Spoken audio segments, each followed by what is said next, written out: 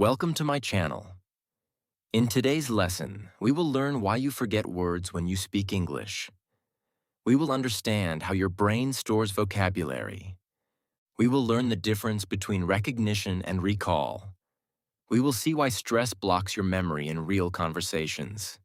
We will talk about wrong learning methods. We will discuss daily habits that improve memory. We will share simple techniques to make words stay longer in your mind. This complete lesson will help you speak English with more confidence and fewer pauses. Let us begin. Chapter 1. Your brain is not broken. Many English learners think there is something wrong with their memory. They say, "I always forget words." They feel upset. They feel embarrassed. Some people even think they are not smart enough to learn English. But I want you to relax. Your brain is not broken. Your memory is not weak. In fact, your brain is doing exactly what it is designed to do. First, you need to understand one important truth. Forgetting is normal. Even in your own language, you sometimes forget words. You know the meaning. You can feel the idea in your mind. But the exact word does not come immediately. This happens to everyone. It also happens to native English speakers. The problem is not your intelligence. The problem is how memory works. Let us talk about how the brain stores words. When you learn a new English word, your brain does not put it inside one simple box. It builds connections. For example, when you learn the word beautiful, your brain connects the sound of the word, the spelling of the word, the meaning of the word, and maybe a picture in your mind. If you saw a beautiful sunset when you learned the word, your brain may also connect that memory. Memory is like a web. The more connections you create, the stronger the word becomes. Now think about this. If you read a word only one time and never use it again, how many connections are there? Very few. That connection is weak. Weak connections break easily. This is why you forget. It is not because you are bad at English. It is because the word did not become strong inside your brain. There is another important idea you must understand. There are two types of memory when learning a language. The first type is recognition. The second type is recall. Recognition means you can understand the word when you see it or hear it. For example, when you read a sentence and you understand every word, that is recognition. Many students are good at recognition. They read English well. They listen and understand. This makes them feel confident. But speaking uses recall. Recall means you must take the word out of your brain without seeing it. No book, no subtitles, no help. Your brain must find the word alone. Recall is much harder than recognition. Many learners think, "I know this word," but they only recognize it. They cannot recall it quickly when they speak. This creates confusion. They think their memory is bad. But the truth is simple. Recognition and recall are different skills. Let me give you a small example. Imagine I show you the word environment. You look at it and say, "Yes, I know this word." That is recognition. But now imagine I ask you, "Talk about pollution for 1 minute." Suddenly you want to use the word environment, but your brain cannot find it. That is a recall problem. It does not mean you never learned the word. It means you did not practice recalling it. Now let us talk about stress. Stress is a big enemy of memory. When you speak English in front of other people, you may feel nervous. Your heart beats faster. Your hands feel cold. You worry about making mistakes. In this moment, your brain thinks you are in danger. It does not understand that speaking English is safe. It only feels pressure. When this happens, your brain focuses on survival, not vocabulary. This is something very important. When you are relaxed, your brain works better. When you are afraid, your brain becomes slower in language tasks. That is why you remember words easily at home when you are alone. But in class or in front of strangers, the words disappear. It is not because the words are gone. It is because stress blocks the door to your memory. There is also something called limited attention. Your brain cannot focus on many things at the same time. When you speak English, you are thinking about grammar, pronunciation, meaning, and what the other person is saying. That is a lot of work. If your brain is busy thinking, "Am I correct?" it has less energy to search for vocabulary. So the word becomes slow to appear. Another reason you forget words is that your brain deletes information it thinks is not important. The brain is very smart. Every day, you see thousands of words, images, and sounds. If your brain remembered everything, you would feel overloaded. So, your brain keeps what is important and removes what is not used. If you learn a word and never use it again, your brain thinks this is not important. Slowly, the connection becomes weaker. But here is the good news. The brain can rebuild connections. Memory is flexible. If you start using a word again, the connection becomes stronger. Your brain says, "Oh, this word is important," and it saves it again. This means you are in control. I want you to understand something very clearly. Forgetting words does not mean failure. Forgetting is part of learning. Every time you try to remember a word, you are training your brain. Even if you cannot remember it, the effort makes the connection stronger. It is like exercising a muscle. The first day is difficult, the second day is still hard. But slowly, the muscle becomes strong. So please stop saying, "My memory is bad." Instead, say, "My brain needs more training." That is a big difference. When you change your thinking, you change your results. In this chapter, you learned that your brain is not broken. You learned that forgetting is normal. You learned the difference between recognition and recall. You understood how stress blocks memory. And you discovered that memory becomes strong with use and repetition. Now we will move to the next chapter. If your brain is normal and forgetting is natural, then maybe the real problem is how you are learning words. Let us explore that together. Chapter 2. You learned words the wrong way. In the last chapter, we understood something very important. Your brain is not broken. Forgetting words is normal. But now we need to ask a deeper question. If your brain is normal, then why do you still forget so many words when you speak English? The answer may surprise you. Many learners forget words because they learn them in the wrong way. Let us be honest. How do most students learn vocabulary? They open a book. They see a long list of words. They write the meaning in their own language.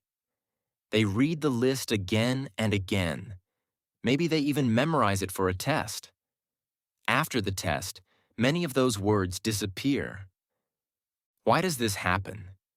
Because memorizing a list is not the same as learning to use words in real life.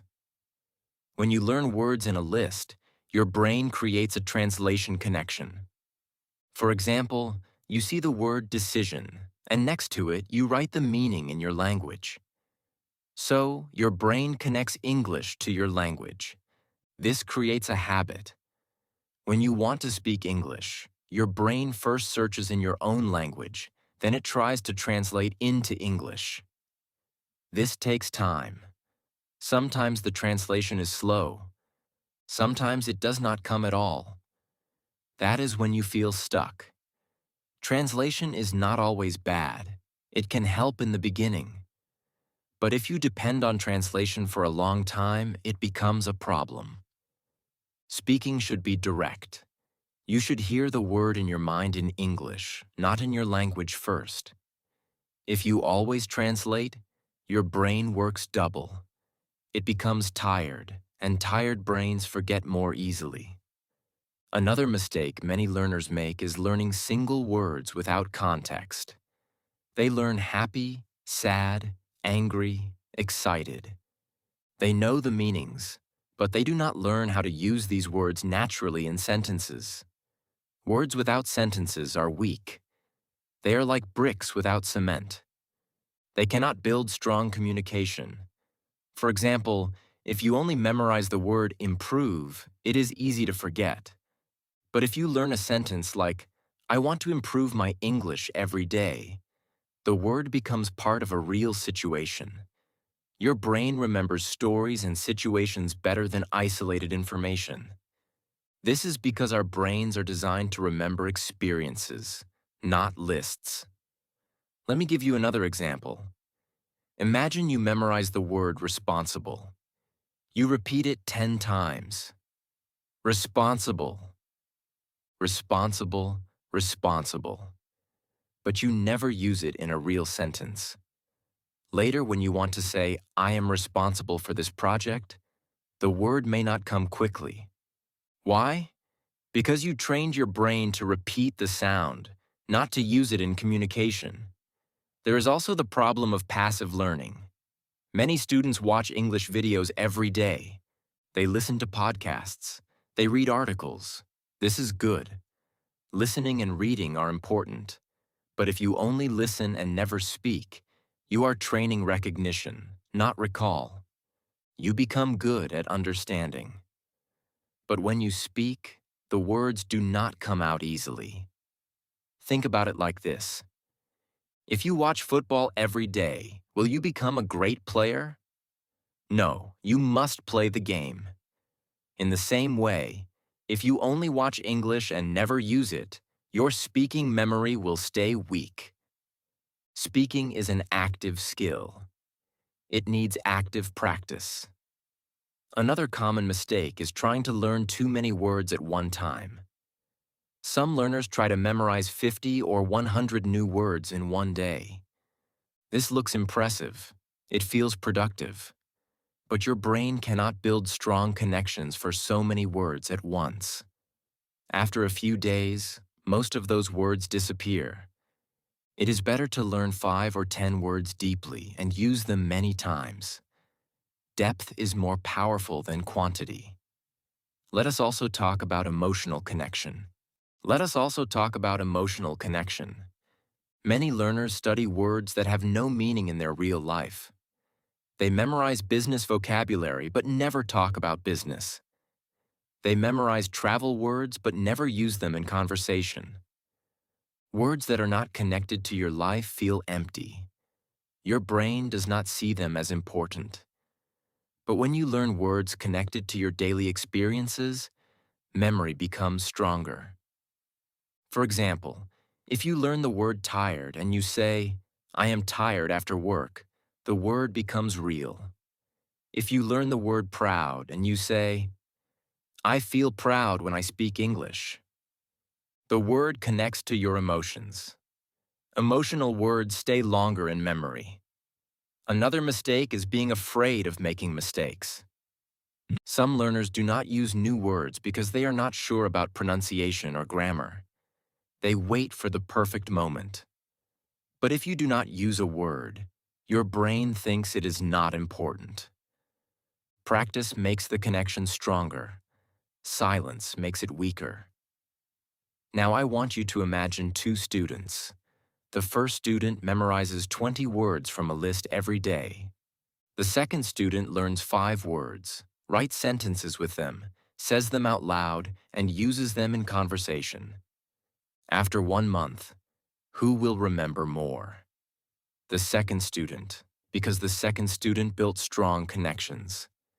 The way you learn words decides how well you remember them. If you learn them in isolation, with translation only and without speaking, forgetting will continue. But if you learn them in sentences, in context, with repetition and real usage, your memory will improve. In this chapter, you discovered that the problem is not your memory. The problem is the method. Translation habit, word lists, passive learning, and learning too many words at once can weaken your speaking ability. But the good news is this: methods can change. Habits can change. And when habits change, results change. In the next chapter, we will go deeper. We will talk about daily habits that make your memory stronger step by step. You will see how small actions every day can completely transform your speaking ability. Let us continue. Chapter 3. Your daily habits decide your memory. In the last chapter, we talked about learning methods. We understood that memorizing long lists and depending too much on translation can weaken your speaking memory. Now we will go deeper.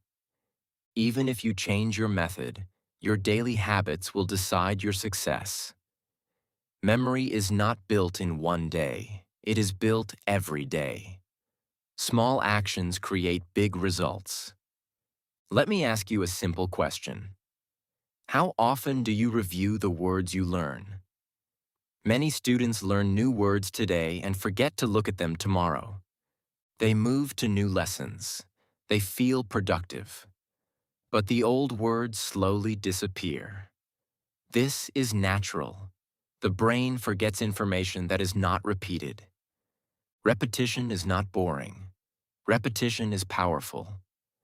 When you see a word again and again, your brain understands that this word is important. For example, if you learn the word confident today and use it in 3 sentences, that is good. But if you also use it tomorrow and next week, the connection becomes stronger. Your brain builds a strong path to that word. The next time you need it, it comes faster. Think about memory like a path in a forest. The first time you walk on the path, it is difficult. There are plants and stones. But if you walk on the same path every day, it becomes clear and easy. Words are the same. The more you use them, the easier they come to you. Another daily habit that changes everything is speaking practice. Many learners say, "I understand English, but I cannot speak." The reason is simple. Understanding is passive. Speaking is active. If you do not practice speaking every day, your recall will stay weak. Even 2 minutes of speaking can make a big difference. You can talk to yourself. You can stand in front of a mirror and speak about your day. You can record your voice on your phone. Choose a simple topic like, "What did I do today?" Speak slowly. Do not stop if you forget a word. Use simple words. The goal is not perfection. The goal is practice. Every time you speak, you train your brain to find words faster. Let us talk about another powerful habit: thinking in English. This habit is simple, but it changes your brain. If you think in your own language all day, your brain becomes very fast in that language. But English stays slow. If you start describing your daily life in English inside your mind, your brain starts building direct English connections. For example, when you wake up, you can think, "I am feeling sleepy." When you drink tea, you can think, "This tea is hot." These small thoughts train recall without pressure. There is no audience. There is no fear. Slowly, English becomes more natural in your mind. Now let us talk about writing. Writing is a strong tool for memory. When you write a sentence, your brain works more deeply. It thinks about grammar, vocabulary, and meaning. Writing one small paragraph every day can improve your recall. You can keep a small notebook. Write about your plans, your feelings, or your goals. When you write new words and sentences, they become stronger. There is also something very important that many students ignore: sleep. Yes, sleep is part of learning. When you sleep, your brain organizes information. It moves words from short-term memory to long-term memory. If you study and then sleep well, your brain saves what you learned. But if you stay awake late at night using your phone, your memory becomes weaker. Good sleep is not a luxury. It is part of success. Another daily habit is reviewing old words before learning new ones. Many students are excited to learn new vocabulary, but they forget to review. Reviewing for 5 minutes every day can save many words from disappearing. You can use flashcards. You can read your old sentences. You can test yourself. Ask, can I use this word in a sentence? If yes, the word is strong.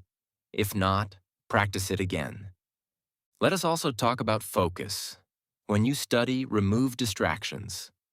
If you study while checking messages or social media, your brain cannot focus deeply. Deep focus creates strong memory. Even 20 minutes of focused study is better than 1 hour of distracted study. Consistency is more important than intensity. Some learners study English for 5 hours on Sunday and then do nothing for the rest of the week. This does not help memory. It is better to study 20 or 30 minutes every day.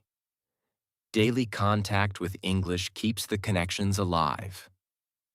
I want you to imagine two learners again. The first learner studies hard one day and then stops for 3 days. The second learner studies a little every day and reviews regularly. After 3 months, the second learner will remember more words. Why? Because memory loves consistency. There is one more important habit. Do not be afraid of forgetting. When you try to remember a word and struggle a little, your brain becomes stronger. This effort is called active recall. Even if you cannot remember the word immediately, trying to remember it builds the connection. So, do not quickly look at the answer. Give your brain time to search. This search is training. Your daily habits are like water for a plant. If you water the plant every day, it grows. If you forget to water it, it becomes weak. Your vocabulary is the same. Speak daily. Think in English daily. Review daily. Sleep well. Focus. Be consistent. These small habits will change your memory step by step. In this chapter, you learned that memory is not about talent. It is about daily practice. Repetition builds strong connections.